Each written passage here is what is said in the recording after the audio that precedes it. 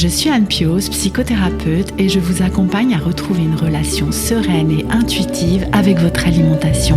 La pleine conscience du pouvoir est un podcast qui vous accompagne à reprendre le pouvoir dans votre relation avec la nourriture, à sortir des injonctions de la culture des régimes et à ne plus vous sentir seul avec tout ça. Dans ce podcast, je partage des outils, des réflexions. Je vous parle aussi de pleine conscience et d'introduire dans votre quotidien plus d'observation de votre propre fonctionnement. Je vous propose également des témoignages de femmes et d'hommes qui vivent ou ont vécu un trouble du comportement alimentaire ou une relation compliquée avec leur alimentation. Leurs témoignages vous permettront, je l'espère, de réaliser que nous sommes nombreux à nous retrouver pris au piège de cette relation toxique. Je vous laisse avec l'épisode du jour. Bienvenue dans l'épisode 52 du podcast La pleine conscience du pouvoir. Il y a quelques semaines, dans l'épisode 47, je vous ai proposé un résumé des 10 principes de l'approche thérapeutique d'alimentation intuitive, tel que je les comprends aujourd'hui en tout cas, parce que ça continue d'évoluer, de se clarifier au fil du temps et des expériences que je vis personnellement, mais aussi grâce à la diversité des expériences de mes clientes. Parce qu'en fait, chacune et chacun va expérimenter cette approche d'une manière différente, avec des nuances, comme finalement tout processus thérapeutique. Il n'y a pas une personne qui va vivre un processus exactement de la même façon qu'une autre personne. Et du coup, au départ, j'avais mon expérience à moi, mais qui n'est pas, généralisable, qui me donnait des pistes sur la façon dont pouvaient s'intégrer ces principes, se vivre ces principes, s'expérimenter ces principes. Mais au fil du temps et au fil des expériences que font mes clientes, je découvre toutes ces facettes, en fait, de ces différents principes. Parce que il y a la théorie, les concepts que les fondatrices de l'approche, Évelyne Tribolle et Élise Reich, ont synthétisés pour pouvoir les transmettre, en partant d'ailleurs de leur pratique auprès de leurs patients et leurs patientes. Et puis donc il y a la pratique, l'expérience, le vécu de chacune et chacun de nous qui traversons ce processus. Un processus qui va avoir un début, et le début c'est généralement ce moment où vous prenez conscience que le problème, il n'est pas tant dans votre assiette que dans la façon dont vous considérez la place de l'alimentation et de la forme de votre corps dans votre vie. Vous vous apercevez que vous vous battez en vain depuis parfois des années, des dizaines d'années même, pour faire encore et toujours le même constat. Je n'ai pas la volonté d'obtenir ou de maintenir le poids ou la silhouette dont je rêve, et je n'en peux plus de me sentir si mal avec ça, avec ce combat parfois de chaque jour contre moi-même. Du coup, vous cherchez d'autres visions des choses, d'autres façons de comprendre et de considérer la relation avec la nourriture. Et alors là, vous découvrez l'alimentation intuitive. Et donc, à ce moment de ce nouvel épisode 52, c'est là que je vais vous proposer de nouveau d'entendre l'épisode 47 qui résume en bref l'approche et ses 10 principes. Comme je vous l'avais dit d'ailleurs dans cet épisode sur l'alimentation intuitive en bref, chacun de ces 10 principes pourrait bénéficier d'un épisode tout entier, ce qui serait peut-être même encore insuffisant pour en faire le tour. Mais c'est tout de même ce que je vous propose aujourd'hui avec le principe 3 de la démarche qui vous propose de faire la paix avec la nourriture. C'est un programme sympathique, ça, n'est-ce pas, de faire la paix avec la nourriture. Alors, avant d'aller plus loin, il est important que je vous précise que ces 10 principes ne sont pas à considérer les uns sans les autres. Isolément, en fait. Les créatrices de la démarche les transmettent dans un certain ordre qui est important à respecter lorsque vous vous lancez dans la démarche. Le tout premier, souvenez-vous, c'est de rejeter la culture des régimes. Je vous ai parlé de ce principe en filigrane de plusieurs épisodes depuis la création de ce podcast. Le 19 sur le thème de la grossophobie, le 33 sur le thème de la perte de poids et le 35 sur le thème du poids et de la santé. Le second principe nous propose d'honorer votre faim et lui, je vous en ai parlé bien sûr dans l'épisode 47, toujours le même, mais également dans l'épisode 43 où je vous ai parlé de la faim et des envies de manger.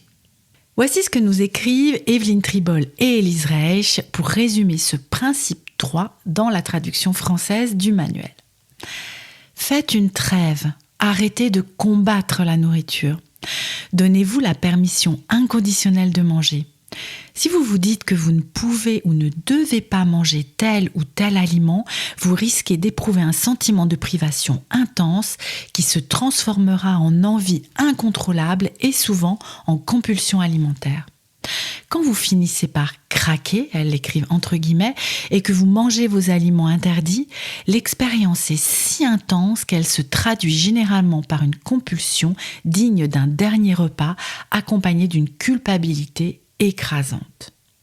Avec le principe 2, il est question des effets de la restriction sur la faim physiologique. Lorsque vous travaillez à honorer votre faim d'une manière inconditionnelle, vous travaillez aussi à rassurer votre corps qu'il ne va plus être privé et qu'il aura de la nourriture quand il en a besoin en fait, et de l'énergie quand il en a besoin. Et avec ce troisième principe, nous allons parler des effets de la restriction plutôt sur la sphère psychologique. Nous l'avons déjà vu ensemble dans l'épisode 9, interdire ne fonctionne pas. Interdire entraîne l'envie irrépressible de vous rebeller et de faire ce qui est défendu. Ce troisième principe vous invite à ne plus diaboliser certains aliments, à ne plus les classer comme bons ou mauvais, entre guillemets, bien sûr tout ça, ou comme sains ou malsains, à les considérer comme tous égaux. Cela ne veut pas dire qu'il n'y a pas de différence entre les aliments, juste qu'il n'y a plus à les considérer comme inégaux affectivement. Faire la paix, c'est stopper la lutte et ne plus vous interdire quoi que ce soit. Cette étape du processus, elle peut être mal comprise parce que certains vont dire alors ça veut dire qu'on peut manger tout et n'importe quand et par exemple manger du chocolat tous les jours, toute la journée. Oui, ça veut dire ça. Sauf que si vous faites cette expérience, et je vous encourage d'ailleurs à la vivre réellement et à en faire concrètement l'expérience, vous en aurez vite marre. Là, je prends le chocolat, mais ça peut être n'importe quel autre aliment que vous considérez comme addictif. Peut-être certaines de vous ont connu, alors c'est un petit peu ancien, mais je crois il me semble que sur Instagram, je vous en avais parlé il y a quelques temps et que certaines m'ont dit que ça existait toujours. Le fameux régime œuf dur ou le encore fameux régime ananas. On vous propose dans ces régimes-là de ne manger que des œufs durs ou presque. Alors, je me suis jamais trop penchée sur la question, mais quand même beaucoup d'œufs durs pendant X jours ou semaines et pareil avec l'ananas. Bien sûr qu'au bout de quelques jours, voire même d'une seule journée, vous n'en pouvez plus en fait de manger des œufs durs ou de l'ananas, c'est rien que ça. Et vous ne rêvez que d'une chose, c'est de manger, un steak ou des bananes. Eh bien, pour vos aliments tabous ou vos aliments doudous, ça va être la même chose. Plus vous allez vous interdire de manger quelque chose, plus vous en aurez envie. Et lorsque vous craquerez et en mangerez, votre corps et votre esprit seront en mode dernier repas avant le régime et vous aurez du mal à vous arrêter. Et plus un aliment est interdit longtemps, plus il devient séduisant. Et lorsque la permission est donnée d'en manger ou que vous ne tenez plus cette fameuse règle, voici venir la culpabilité. Et plus il y aura de culpabilité, plus vous allez en manger. C'est un véritable cercle vicieux. Et avec ces aliments tabous, comme avec le régime œuf dur, vous pouvez faire l'expérience que si vous en mangez toute la journée, vous en pourrez plus en fait, et vous aurez envie d'autre chose. Et ça va pas continuer comme ça pendant des semaines et des mois et des années où vous n'allez faire que manger que ça. Je vous l'assure, réellement, faites cette expérience. Evelyne Tribol et Élise Reich parlent pour ce fameux cercle vicieux dont je vous parle juste avant, entre la culpabilité, la restriction. Elles parlent du syndrome de la balançoire. Imaginez une balançoire tape-cul. Je connais pas d'autre nom, je suis désolée, peut-être que c'est un nom technique, ce type de balançoire, mais vous voyez ce que je veux dire, on en voit généralement dans les squares. D'un côté, vous allez placer la privation et de l'autre, la culpabilité. Plus longtemps le régime tient bon, et donc vous ne mangez pas les aliments interdits, plus le sentiment de privation est haut. Ce côté de la balançoire, il est au max, vraiment tout en haut, tout en haut. Et du coup, puisque vous obéissez bien aux règles et que vous ne mangez pas ces aliments interdits, eh bien le côté culpabilité, lui, il est tout en bas, complètement au sol. Mais la restriction, elle devient de moins en moins supportable. Et comme la culpabilité est au plus bas, eh bien, vous allez vous autoriser à manger un peu de ces aliments interdits, un tout petit peu. Au départ, vous pouvez tolérer cette culpabilité. La balançoire, eh bien, elle va revenir à l'équilibre. Les deux seront chacun d'un côté juste équilibrés. La culpabilité, la privation, vont être exactement au même niveau. Mais cependant, un sentiment d'échec commence à s'installer parce que même à ce niveau, la culpabilité, eh bien, ce n'est pas confortable, même quand c'est, voilà, juste là à l'équilibre. Du coup, eh bien, c'est le fameux foutu pour foutu qui va s'enclencher. Au fil des jours, les privations vont diminuer, la culpabilité va augmenter pour finir par se retrouver à son tour tout en haut de la balançoire. Alors le schéma, il va se répéter encore et encore, vous voyant alterner restriction puis compulsion.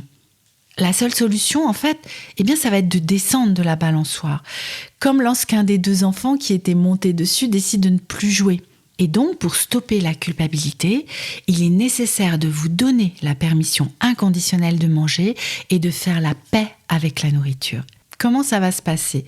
Eh bien, ça va passer par plusieurs choses. Tout d'abord, vous débarrasser de l'idée préconçue qu'il existe des aliments bons ou mauvais. Aucun aliment à lui seul ne peut avoir d'impact sur votre santé. Il n'y a aucune valeur morale à manger un type d'aliment ou un autre. Une personne qui mange des brocolis n'est pas une meilleure personne que celle qui mange des biscuits ou du saucisson. Ensuite, ça va être en mangeant ce que vous voulez vraiment, sans rien vous interdire. Pour vous réhabituer à manger les aliments interdits, souvenez-vous de ce que je vous disais juste au-dessus, un peu plus avant, avec le régime œuf dur ou ananas. Au bout d'un moment, un aliment que vous mangez en permanence ne devient plus aussi attractif, voire même, vous pouvez en être un certain temps dégoûté, vraiment, au pire du pire. Puisque c'est le fait d'interdire un aliment qui le rend irrésistible, je vous assure encore une fois que si vous en mangez toute la journée pendant quelques jours, il va le devenir bien moins.